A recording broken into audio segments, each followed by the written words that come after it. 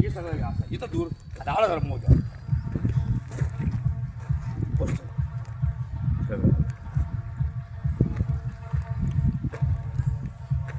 जय हिंद, जय महाराष्ट्र, भारत माता की जय. मी तुमचा मित्र अनिल भाई पठाण. श्रीरामपूरमध्ये इथं कचरी कुंडी 3 दिवस झाले. 3 दिवस इतकी मोठी इथं आग लागलेली आहे. ते आग म्हणजे त्याच्यामध्ये अख्खं श्रीरामपूरचं घाण आहे. दवाखान्याच्या बाटल्या असू, कुठल्या घाण खराब असू, रब्बर असू, कोणाचे सडलेले आयटम असू, सगळे ते सुद्धा इथं ह्याच्यामध्ये आता. आणि 1 वर्षानंतर पूर्ण अख्खं इथं हे धूर लागल्यामुळं ह्याच्यामुळं दम्माचे पेशंट, लहान पेशंट यांना आजार होऊ शकतो.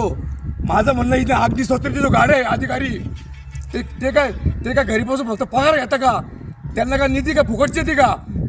आज कधी मोठी कंपनी झाली तिला आग लागली असती तर मोठे मंत्री आले असते, इथं मोठे लोक आले असते.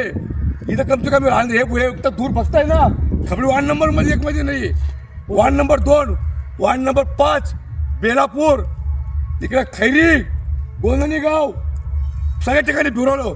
याच्यामुळं आपलं श्रीरामपूरचा जीव धोक्यामध्ये आहे. इथं एक सुद्धा आमदार आला नाही, नगराध्यक्ष आला नाही, नगरसेवक आला नाही, इथले कोणी खासदार आला नाही. याचा अर्थ श्रीरामपूरमध्ये लोकांना मारायची काय लोकांनी सुपारी घेतलेली का? हे दूर बघा तुम्ही. अहो राजकारण ठिकाणी आहे. तात्काळमध्ये काम नाही झालं त्यांचं बददो तुम्हाला लागन. मी सांगतो साहेब, हे आम्ही पाकिस्तानमध्ये राहिला नाहीये, भारतात राहिला आहे. श्रीरामपूर भारतामध्ये हे परिस्थिती बघा. लहान पोरं आहे बघा परिस्थिती, गरीब परिस्थिती. मी सगळ्यांचा निषेध करतो. तात्काळमध्ये नाही आलं तर आम्ही काय करू याचा प्रश्न नाहीये.